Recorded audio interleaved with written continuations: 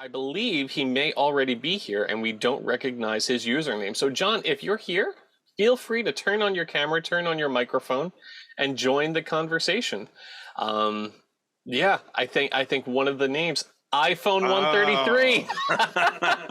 Oh. Hi, John. Good morning. Oh, we just can't hear you yet. Yeah, we just can't hear sound. I don't know if your microphone is connected for it. We can see you, but we can't hear you yet. Hey guys, I'm on the phone with Mr. Davidson right now. We are just having trouble. He can't see anybody. He was watching and listening to everything you guys were saying previously. So we have him. We have him up. Oh, it's vague. I feel like I can vaguely hear him. Yep. All right. Let's see. No. All right, I'm going to mute myself on the Zoom again, guys, just so you guys go ahead. Okay, everybody, so this is what John Davidson looks like. There he is. And I see hair question is answered. Yes, lots of hair. All right. But good. I'm glad it's working. Yeah, well, he blacked out. Well, it's a start. It's a start. All right, we'll get him in here in a second. Okay, should there he is again, but we don't have the sound. No, I think the audio link needs to just be reconnected. Yeah. Oh, yeah, almost. I'm sure we'll get it. And he's talking to Cassandra, so she'll certainly make it work. And John, if you want to, you could always send a chat message to everybody so that we know that you're hearing us. Yeah. Something tells me he might be here in New Hampshire. Yeah, Patty, I think you're right. I think you're right.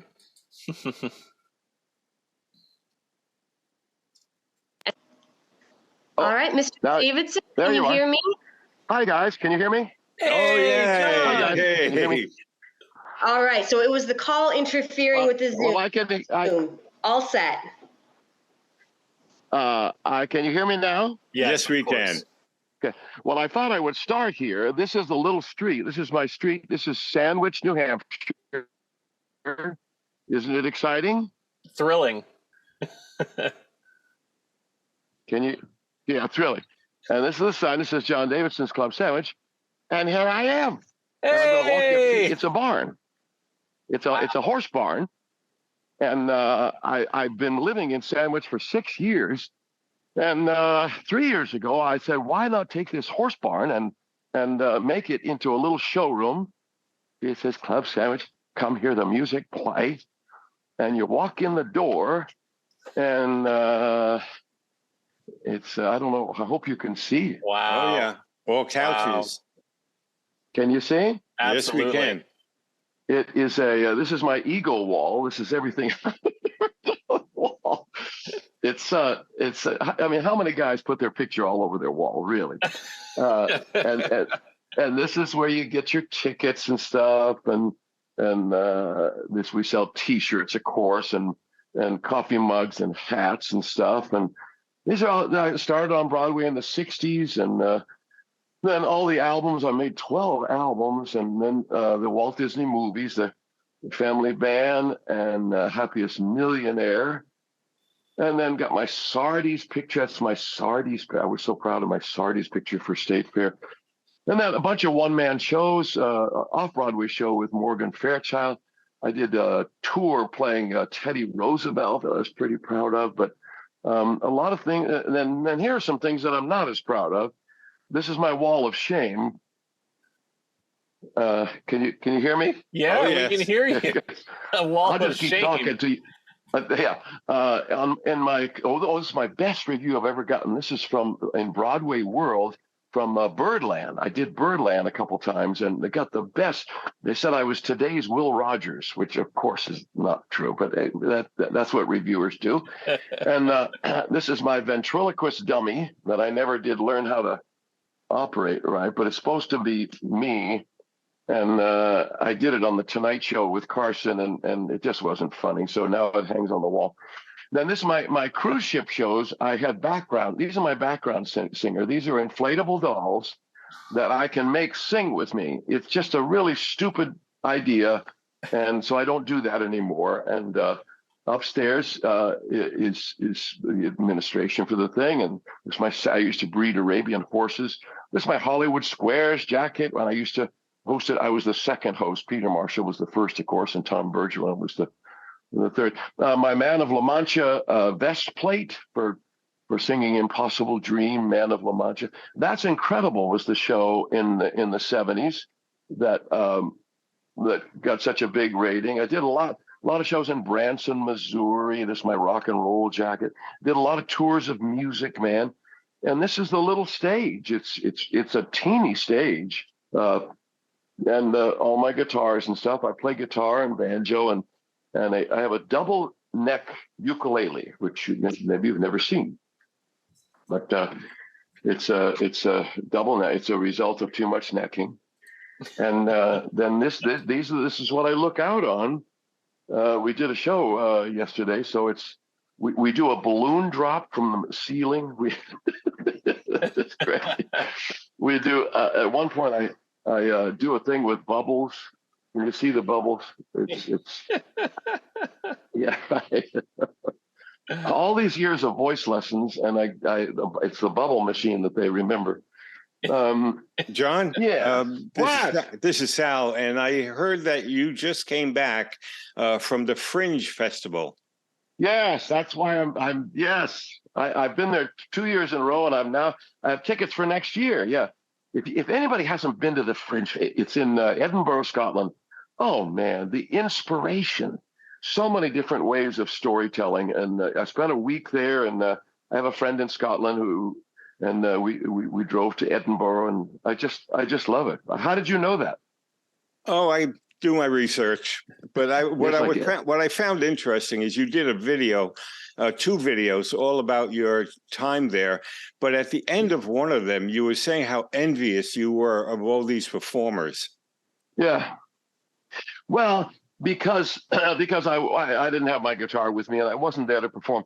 The Fringe festivals is for people doing, trying new ideas and stuff. And I'm sort of established as to what I do. Actually, that's not true, is it? I'm sort of reinventing myself as a troubadour, as a guitar playing, a storyteller, and as a songwriter. So here, why don't I sit down and just talk to you guys instead of just jumping around? By the way, all our seats are couches. These are all Goodwill. This one was $15.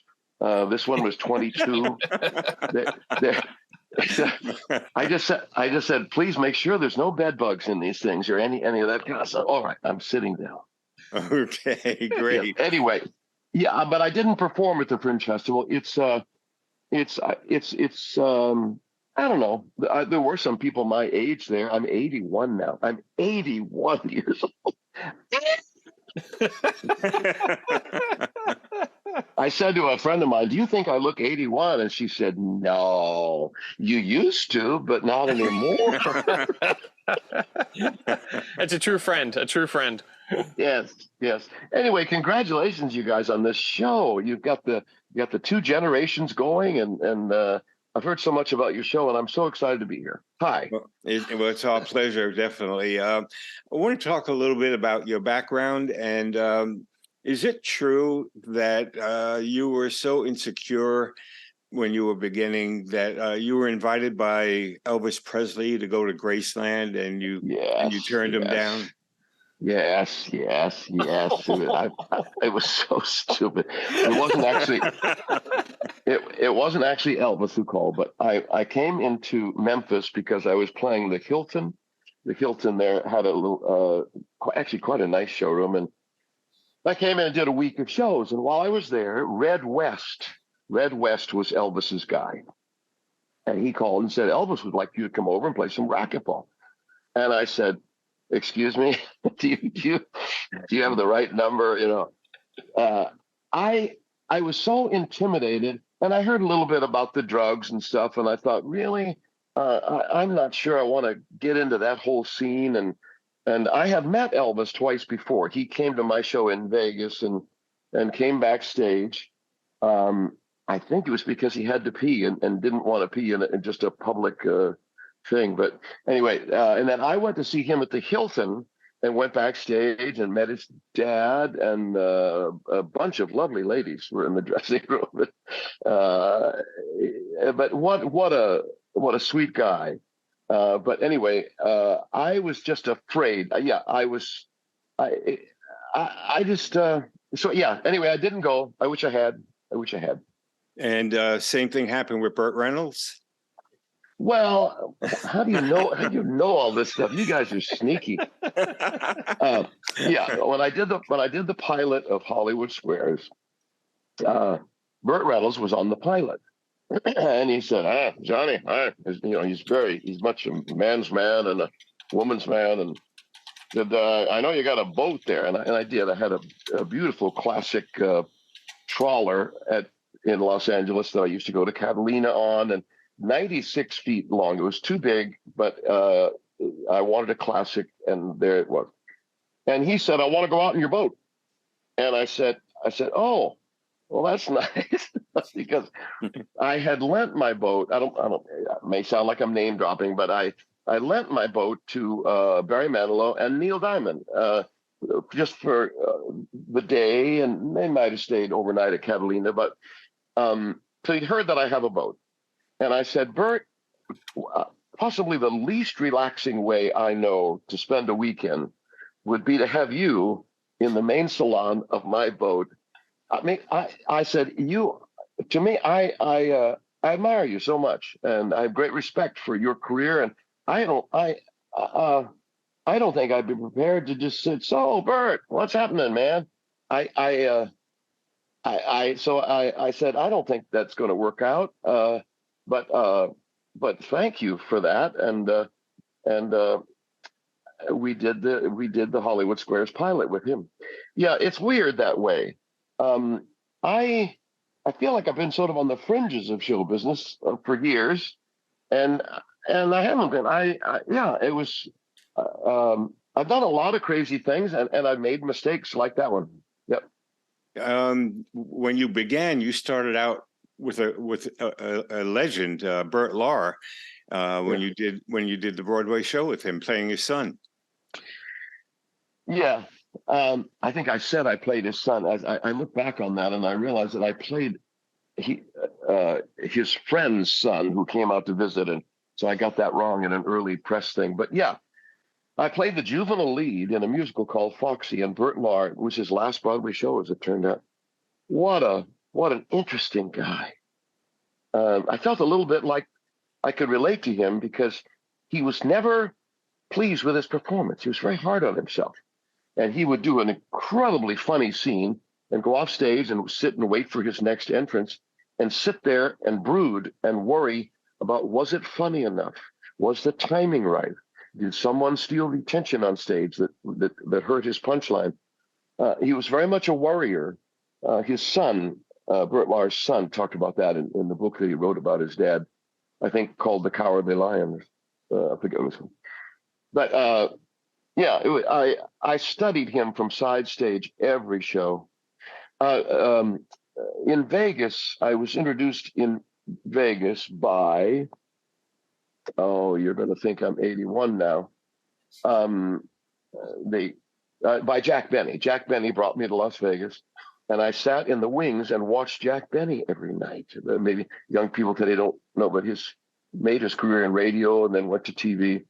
Just the timing of Jack Benny, I studied that every night from side stage.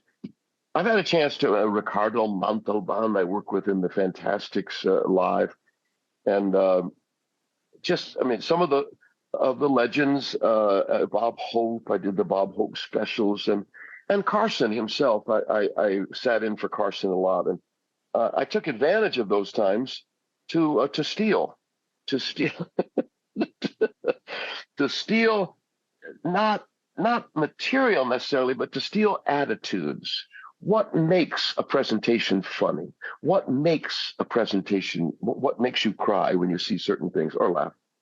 And so, yeah, I've had a chance to study some of the greats, and now I'm using all of that in my little show here at Club Sandwich in Sandwich, New Hampshire. Yeah. What are some, sorry, Pop, I'm going to cut in. What are some of your lessons that you saw or noticed when watching Jack Benny from the Wings about his timing? Silence. Don't worry about silence. Don't worry about dead air. When I did my talk show, I took over from Mike Douglas in the afternoon, had a daytime talk show for a couple of years. I was always worried about silence. Let those moments, let those pauses of silence go, because they're golden. And they're usually the pregnant pauses, I guess is the thing. They lead to something, to the rebirth or the birth of something wonderful. Yeah, don't be afraid to let there be. See, right now with you, I'm talking too much. I'm going like a streak, and I should remember that in the silence is where the gold is. Many times on stage and shows, in personal relationships. Shut up and listen. So I'm going to shut up now and listen to your next question.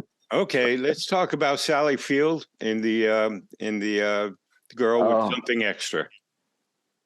That's a 3-hour special. There we go. Sally Field, and she was the flying nun. She was Gidget. Gidget. Yeah. She's so much more than those shows. I worked with her when she was transitioning into multiple Academy Awards. And speaking of Burt Reynolds, she hadn't started dating Burt Reynolds yet. I did a series called The Girl with Something Extra, and I played her husband. She could read my mind, which of course is dangerous for most men. She was just so lovely and so dedicated to her work, and so just honest and good to other people, and just tell it like it is. And she was so real. Sally Field is the real deal. And we got into some spats sometimes over working on the show, but that always happens some. But man, what a lady, what an artist. And I look back on those years as learning a lot from Sally Field. What were some of those lessons? Let me see.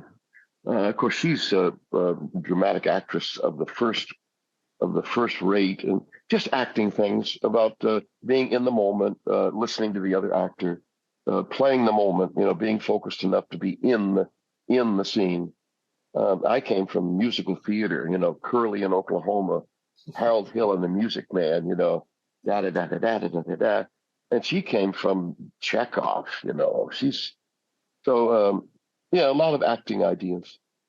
Wonderful lady.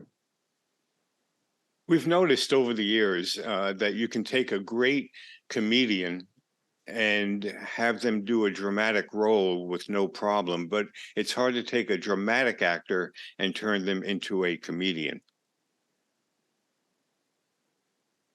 I think maybe that's too broad sweeping. I've heard that too. I think there is you've got to find the humor in drama and the drama in the comedy, and they need both. Drama needs truth to work, but a joke needs truth. You have to set up the truth and then pull the rug. So I'm not sure that's. I've heard that too, but I don't know. You mean the way Gleason could be dramatic, Jackie Gleason, and he was, of course, so funny. Yeah, Robin Williams. Yeah. Oh yeah. Robin Williams as a tragic hero is also just was a killer. What an interesting character Robin Williams is. Yeah. But it's all. I guess when you get back to it, the audience has to go along with you. They have to. Sammy Davis says in his book, Yes, I Can. Sammy Davis started at the age of 3? And in his book, Yes, I Can, he said, it doesn't matter how many high notes you sing if the audience doesn't care about what you're singing. So you've got to have some truth in it so that they go on the journey with you and then you can move them to laughter, tears, or inspiration. But the main thing is communicating. Somebody said to me, what do you mean you don't understand my art? What does it matter?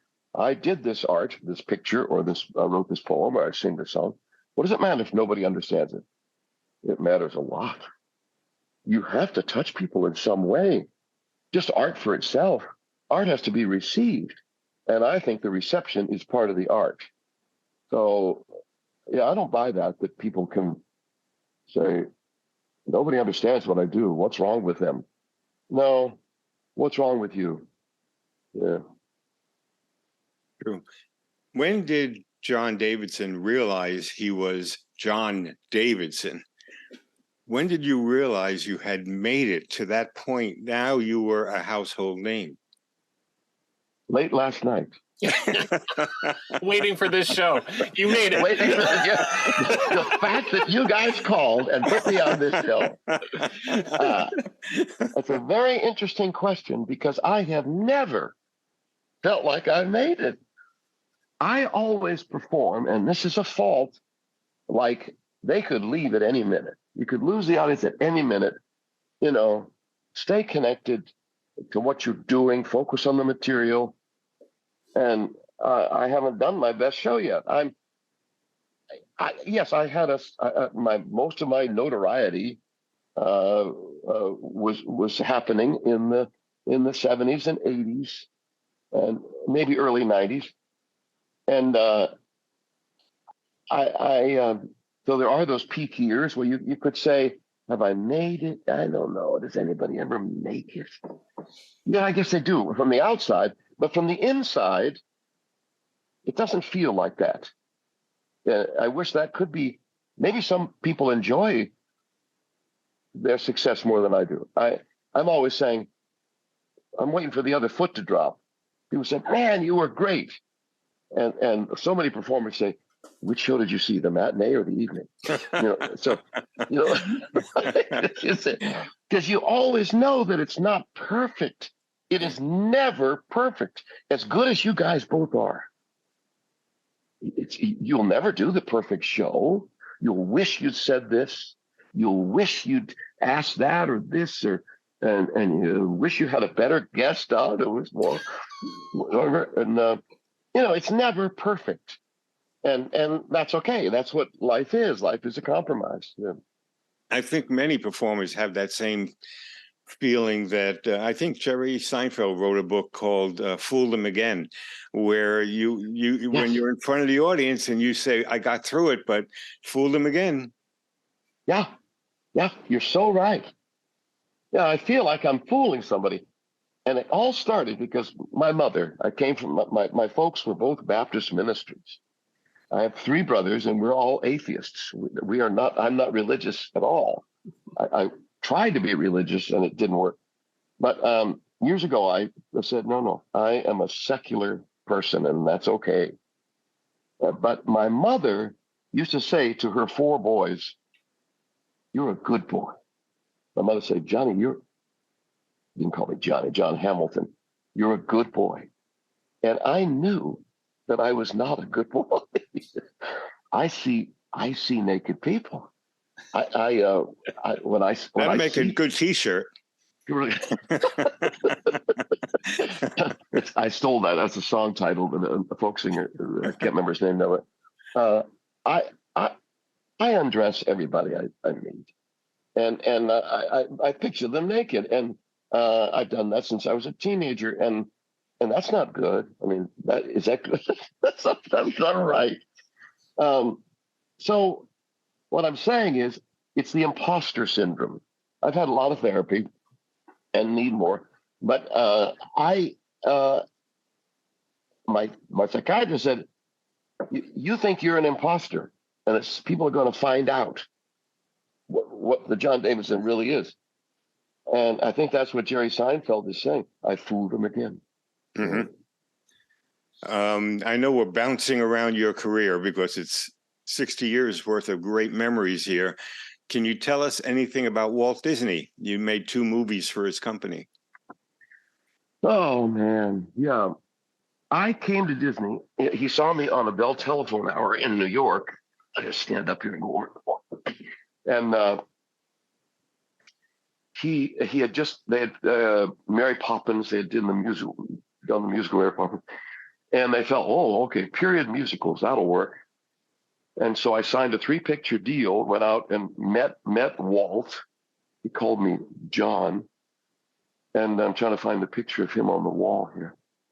And insisted I call him Walt. And it was just such a solid guy, a chain smoker, constantly smoking. You wouldn't picture Walt Disney smoking, but man, he just one cigarette after another. But working at the Disney Studios was a special place. It probably still is. Just there's a kindness there and a thoughtfulness that maybe other studios don't have. I'm not sure of that.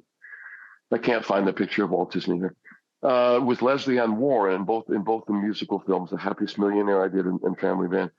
But Walt would come down to the set and everybody get nervous. Of course, he was Walt, but he would always just be very supportive and just really like a grandfather or a father or a grandfather. He was very supportive of me, and I appreciated that. But those 2 pictures that I made, The Happiest Millionaire and Family Band, never had the kind of notoriety that Mary Poppins had. That was the height of his period musicals, I think. And we weren't able to do that again with the other 2, but it was a great pleasure working with Walt Disney. Yeah, Family Band was 1968. In the cast was a very young Goldie Hawn. Yeah, I have a picture of dancing with Goldie Hawn. I'm just trying to think where that would be. Yeah, she was just starting, and while I was in the scene that we did, she said, I just did a pilot for a crazy show called Laugh-In. And she said it was for George Schaefer. And she said, I don't know. It was just crazy. They had me doing crazy things. So I don't know, because she started as a as a dancer actress. And she was kooky enough and just perfect for that show. And yeah, and she met there was a 14-year-old Kurt Russell in that show. And so they worked together, but of course they didn't date because I'm not sure he was dating. He was, going through puberty. And she was well beyond puberty. But their marriages lasted all these years, and a wonderful relationship. Yeah. What did you ask me?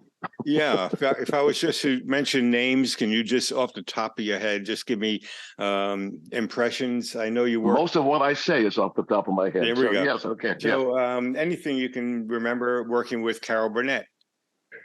Oh, she. I had signed, my manager, Bob Banner, saw me in Foxy, in the Broadway show, and put me on television. And he introduced me to Carol Burnett, and I was on The Entertainers in '65 with Carol. She was always very supportive and used to kid me about being just too darn cute. But she really supported me a lot. And matter of fact, in my show now, here at Club Sandwich, which is every weekend until October, I do Friday and Saturday nights. And then I have guest performance on Thursday. But Carol Burnett introduces my show. She says it's been, in a video, she says it's been 58 years since I had the chance to say, please welcome the very talented John Davidson. And that's how I make my entrance at Club Sandwich now. She's just still a good friend. And of course, she's 91, I guess, or 90 something. Just a great lady. I'm sorry. I'll try to be shorter. Go ahead. No. Everything you say is gold for us. Mickey Rooney. Mickey Rooney, I worked with several times, once on the Carol Burnett show and another time on another thing. And interesting character. I'm not, in my mind, he wasn't as giving as other actors. He was the whole deal, and kind of a little pistol, little firecracker, and great entertainer, but not someone I'd like to have as a friend. Okay. Charo. Oh, she's talk about fooled them again. She's very smart lady, and she's playing this dumb coochie thing. This and her English is much better than she usually makes it out to be. She knows Japanese. You know, she's an amazing woman, and just lost her husband a couple of years back. But man, she works on staying in shape. She knows that's part of her deal, and she's still in great shape. And singer, dancer, comedian, just a really nice lady. Lucy Arnaz. Yeah, I did 2 shows on the Lucy show, and I was the love interest with Lucy. What a talent! What a talent! I think, of course, it was her mother that brought her to show business, and I think I think she's held back a little bit by being Lucille Ball's daughter. She shouldn't be, because she's a major talent, and I admire her a lot. She works very hard, and she's just wonderful, just multi-talented. Darren, if you can keep up with the chat, there's a lot of questions and comments here that maybe you can forward to John. Yeah, there is. Well, first, let's give some praise because we're doubling down on it. Do tell John from me coming from Cynthia, his smile is the same and the memories are so wonderful and are just making me smile. So, yeah. Thank you. Well, you brighten my day. Thank you. Thank you. This will be a good day. Did you have any children go into show business? No, well, sort of. I have 2 daughters and a son, and my son is a business consultant. He consults people all over the world, mostly U.S., Canada, England. He is a business consult. He's a coach, a little bit of life coaching, but basically business coaching. And he's amazing. He helped me with Club Sandwich. He helped me put together Club Sandwich. Then one of my daughters, Jennifer, lives in Florida, and she's an ice skating instructor with her husband. So I guess she's in show business. She toured with Stars on Ice and the Ken and Barbie show on ice, and she's a wonderful ice skater. And now she teaches in mid-Florida. And then my youngest daughter, Ashley, is teaching in Boston. She teaches at Harvard and Boston College. And so she's in academia. So, but she went to New York to do that for a while, and it wasn't as fulfilling as she thought it would be. And so she became has her master's in voice and speech. There are so many comments appreciating your candor. It really is appreciated. We also have a question here appreciating your performance in the fabulous Palm Spring Follies. Yeah. Do you have any recollections from that show? Well, yeah. Most of the people who played Palm Springs, first of all, it's just a fabulous show for so many years. So many performers missed that, and so many high-kicking showgirls. They had showgirls in their 90s kicking over their head, and just a wonderfully produced show by this amazing gentleman whose name escapes me right now. Palm Springs Follies who's the famous guy who hosts it, and anyway, I'll think of it. But he was so nice to me and so supportive. Yeah, Riff I did that a number of Markowitz? years. Yeah, Riff Markowitz. Thank you, CJ. Just wonderful host and so professional. Yeah, I hope he's doing well because he brought the world a lot of entertainment. Okay, I'm going to throw a few more names at you. Mama Cass. Mama Cass, there's a video of me singing I know I stand in line until you think you have the time to spend the evening with me. Something stupid. And the great lady, again, very real, very real. She is exactly what you see, or she was. Of course, she's gone. Yeah, great lady. Bob Hope. Bob Hope was so supportive. I did 2 of his specials and then did some live shows with him. He helped me be funny. He did a thing where he stood behind me and put his arms through here. So it's his arm coming up there and his arm coming through here. And he said, sing. And I said, more than the greatest love the world has no. These are his hands on my face. You know, this is the love I'll give to you all along, you know, and made it very funny. And there's a guy who was a real star, mega star, but he loved sharing the stage with other people. He helped me be funny. and he's that's the true star. I think that really is sharing the space with other people. Yeah. Rich Little. Ah, great guy. He was on my London shows. I went to London to do a Tom Jones summer replacement show. Did 13 shows there with Rich. He did all his impersonations. He's going strong now. Just amazing. I don't know how he hears these voices. Really nice guy. He's had an international career and he's still going strong. I know you had Betty Davis on your show. Yeah, I mean, there's another lady that I could barely talk to. She's just so awesome. I didn't. Another one like Jane Fonda was on my talk show as well, and I could barely talk to them. These are major film people, and I was just so in awe of them that I'm not sure I was a very good interviewer, but they were fascinating. Betty Davis, just fascinating character. Don Knotts? Yeah. I don't think I ever met Don Knotts. He wasn't that character. He was playing that character. I'm sure he was a much more secure guy than that, but just a really nice man. He figured out a way to be funny. It's like Charles Nelson Riley and some of those classic people that figured out a way to tell a story and to score, and by creating a character. All right, let's talk about Hollywood Squares. You dealt with so many people there. Charlie Weaver? Oh, Charlie Weaver. Great guy, just very sweet man. And George Gobel, and that was on the old Hollywood Squares, and when Paul Lynde was on and Peter Marshall was hosting. And yeah, I was doing the Disney film. This was in the 60s when I worked with Charlie Weaver. And yeah, Wally Cox, that's these amazing people. We had we had Ruta Lee here as a guest. Yeah, and it's just a name to me. Always guaranteed funny, great career. And I never worked with her. I think I was coming into Vegas and she was going out, or vice versa. Very talented lady. Sonny and Cher.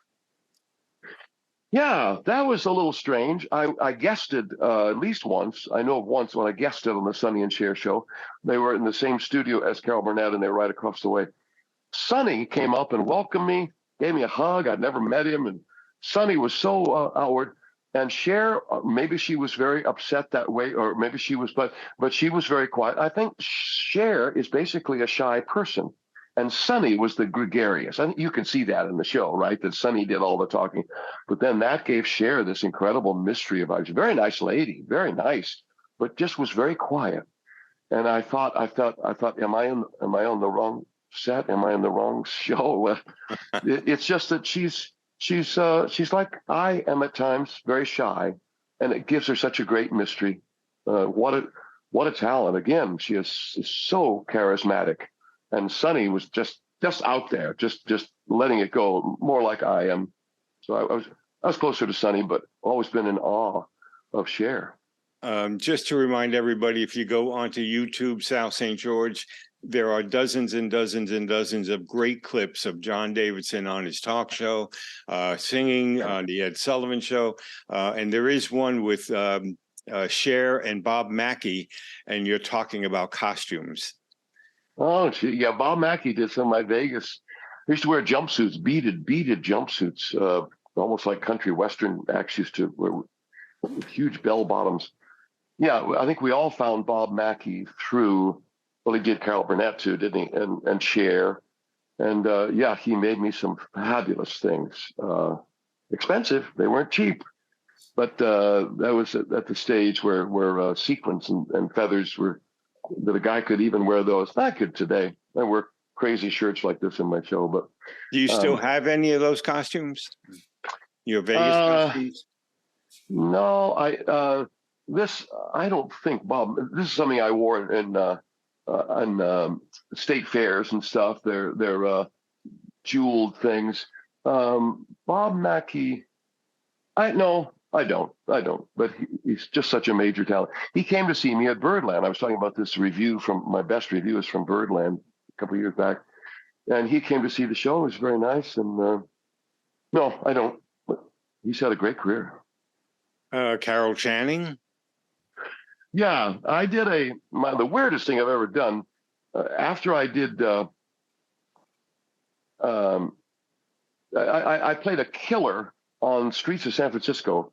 It was a drag artist who did a character not unlike Carol Channing, called Carol Marlowe is what they called it, with Michael Douglas and Streets of San Francisco. Yeah, And Carl Malden. Yeah. Carl Malden, yeah. I've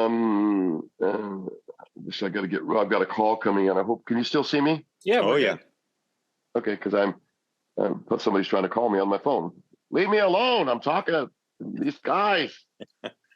Okay.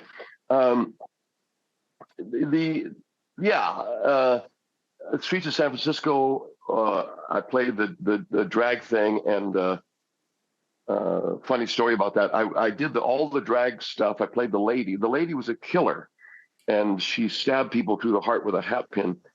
And Michael Douglas was very supportive. At the time, he was editing One Flew Over the Cuckoo's Nest, so he was only there about half the time. And I was in drag one day, and then the next day I play the guy. And when I was doing the drag day, about noon, I had to go to the bathroom. Now we're shooting in San Francisco, and I'm dressed like a lady. And so, which restroom do you go to? So I figured the easiest way is just to go into the ladies' room, do my business, and get out. I'm in there, 30 seconds, the lady walks in. She said, "What are you doing in here?" I said, "How did you recognize me?" She said, "You were the only one standing." But now, let me tell you what that is. That's a joke. Anything I would do in the 70s, I would always say, "Oh, I'll use that for Carson." So I heard this joke, and I went on Carson to promote the Streets of San Francisco thing, and I did that joke. So that was what you did. You try to collect stuff that you could use next time on Carson, because Carson wasn't always easy to do as a guest. There's some tricks to doing it. What were those tricks? Talk about Johnny. always throw, if you're talking about something in your marriage, throw it back on Johnny. Say, "Johnny, you can relate to that because he was married 7 times or something."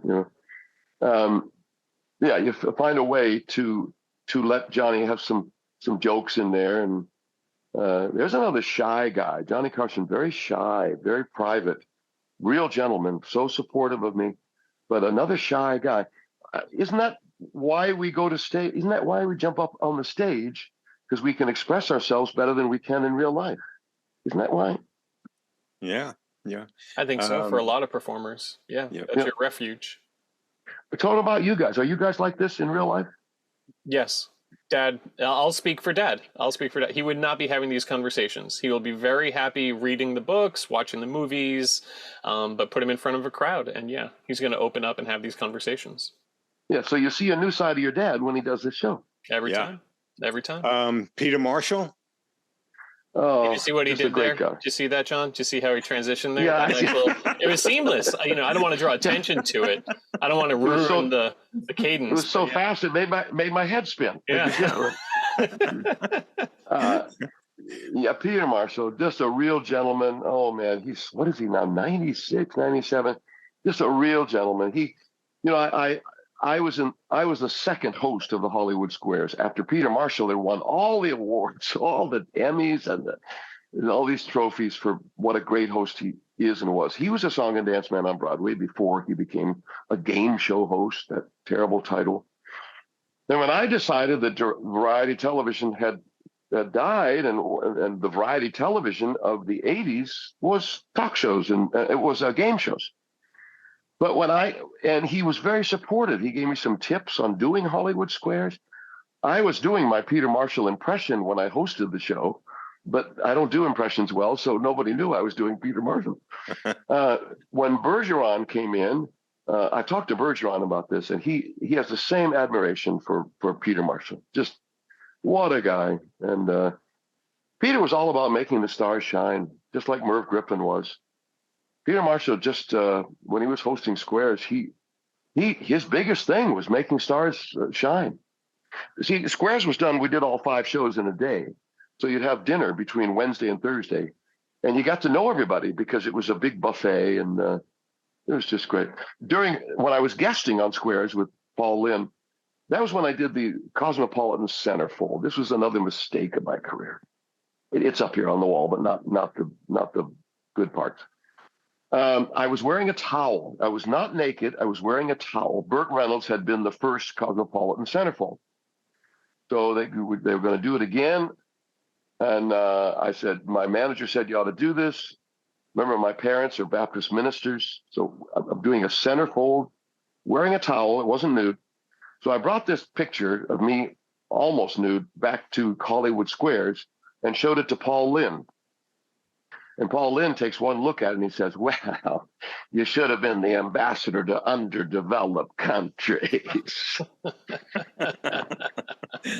I don't do a good Paul Lynde. I don't do impressions. But again, that was written for him. You know, he was an actor who did great things with his voice. He wasn't like a Jonathan Winters or a Tim Conway or a Robin Williams. But Paul Lynde was sure a great presenter of funny material. Okay, I just have two more. I hope so, guys, because I must have something else to do today. I'm not sure. I don't know. I have absolutely nothing to do today. I don't do a show until Friday night. You were hosting the Tonight Show over 80 times. Everybody talks about that. What was Ed McMahon like? Really gentlemanly, wonderful supporter. He was all about supporting Johnny and Doc, and just a real team player, you know. Just a really good man, like a grandpa, even when he wasn't the age of a grandpa. He brought his wife Victoria at the time to my wedding. He was at my wedding to my second wife, and just a good guy, good friend, just a solid guy. He didn't seem like he cared whether he was a well-known person or not. All right, the last one is Darren and I really admired this comedian, and he recently passed away. You were on his show, Gilbert Gottfried. Oh yeah. Oh, he was so nice. I was afraid of Gilbert, and his wife Dara came to me and said, "Gilbert wants you to do his show, his podcast." And I said, "I because Gilbert," he said, "Yo, so all that scared the hell out of me." I thought, well, he's going to chew me up and spit me out sideways. And he didn't. He was the sweetest guy. He laughed at anything I said. He thought was that's so funny. I can't do impressions, but just a really nice man. And I must say, he's a lesson in, if you're going to say something, say it full out. Just go for it. And you got to know your material so well that you just say it, and that will make it work. And that's a great lesson. Yeah. Mel Brooks always says, if you're going to ring the bell, ring the bell. How do you know all these statements, all these quotes from people? This is I what make we them love. up as I go along. You could have fooled me. Yeah. Okay, Guys, last it's been question. Such a pleasure. What? Yeah. You said the last one was the last question. No, this is the last one. Okay. We're a little bit of a fantasy game. You've been in the business 60 years. If you could have a dinner party with any three people that you've known over the years, you're not going to insult anybody. It's three people that you would like to have dinner with. Oh man, well, I have to think about that. That would take a long time. You're right. We're talking about thousands of people. So I don't want to say anything too quickly. It would be I would have to choose from a list of people that don't take themselves seriously, that understand the ridiculousness of being pompous or just. I mean, certainly Betty White would be there. People that are open and not afraid to be an asshole, and just to say, we're all assholes, just trying to make it through. Mm-hmm. And we're all imperfect. And not everybody gets that. They think that they're something special. we're all replaceable. So you'll have somebody on this show tomorrow, and I'll be replaced, and I'll be last week's act. You can always come back, John. I hope so. Thanks, guys. Thanks so much. Thank you Bye. so much. This has been a real treat. Have a great day. Good luck Thanks. with the club. Keep doing it. Nobody does it better. You guys are great. Thank you. Thank you so much. Be well. Thank you. Of course, everybody, there are plenty of ways for you to stay in touch with John. You can head over to his website, johndavidson.com. Lots of information, and you can also learn about Club Sandwich. If you're nearby, within driving distance, certainly worth your time to hop in the car and make a road trip out of it.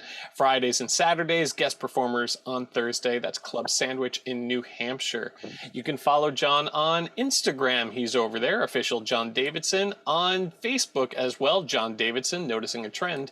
And YouTube, John Davidson. You can find him there as well. Lastly, on Twitter, he's over on Twitter, on X, I should say. And he's even have pictures of performances over at Club Sandwich. That is some shirt. He said he wore impressive shirts on stage, so that's you can see for yourself. Follow us along on Instagram as well. On YouTube, I've shared this playlist as well. You can watch all of these clips that Dad's put together about John Davidson on the playlist right there. Search for Sal St. George and follow us on YouTube. We were talking about the Birdcage last week. On Twitter, on X today, what are we talking about, Pop? Gleason. Jackie Gleason winning a Tony Award for his performance on Broadway in a show called Take Me Along. Yeah. Yep. Wow. And sign up for all of our programs at stgeorgelivinghistory.com. We have a break coming up next week. Next week is Labor Day. I'm astounded that it's already upon us, but next week is Labor Day. And then following Labor Day, we're celebrating 1939 Hollywood's golden era.